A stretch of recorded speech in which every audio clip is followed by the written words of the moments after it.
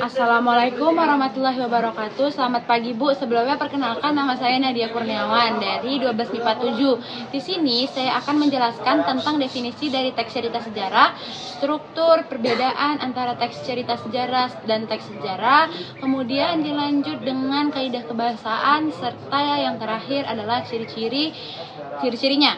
Nah, masuk ke definisi dari teks cerita sejarah. Teks cerita sejarah adalah teks yang menjelaskan dan menceritakan secara kronologis mengenai fakta masa lalu serta memiliki unsur sejarah. Kemudian struktur dari teks cerita sejarah itu ada 6. Yang pertama ada orientasi atau pendahuluan. Nah, orientasi ini merupakan bagian pembuka teks cerita sejarah. Biasanya bagian ini berisikan pengenalan mengenai tokoh maupun kejadian. Kemudian yang kedua adalah pengungkapan peristiwa. Pengungkapan peristiwa merupakan tanggapan munculnya permasalahan. Nah, dalam bagian ini disajikan peristiwa awal yang menimbulkan berbagai masalah pertentangan ataupun kesukaran-kesukaran bagi tokoh-tokohnya.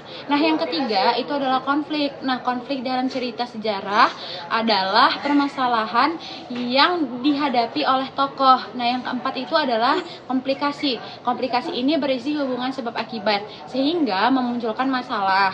Masalah menjadi semakin rumit dan masalah mencapai puncaknya. Kemudian yang kelima dari struktur teks cerita sejarah itu adalah resolusi.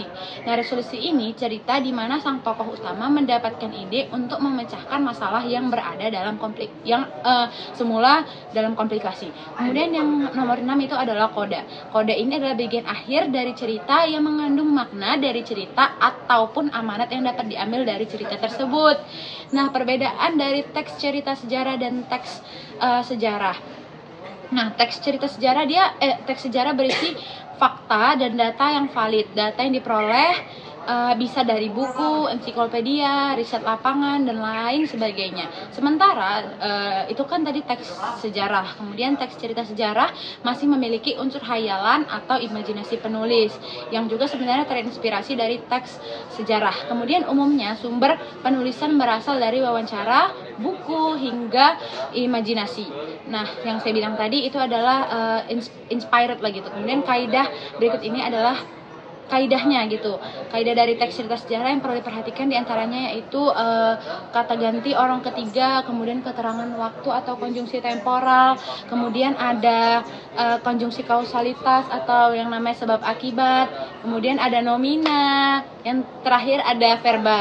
Itu adalah kaidah kebahasaan yang biasa dipakai dalam teks cerita sejarah. Kemudian ciri-ciri dari teks cerita sejarah yang pertama itu adalah disajikan secara kronologis berdasarkan urutan kejadian atau peristiwa di masa lampau, berbentuk rekon teks atau cerita ulang. Nah, sering menggunakan kata konjungsi temporal dan isinya juga faktual. Terima kasih.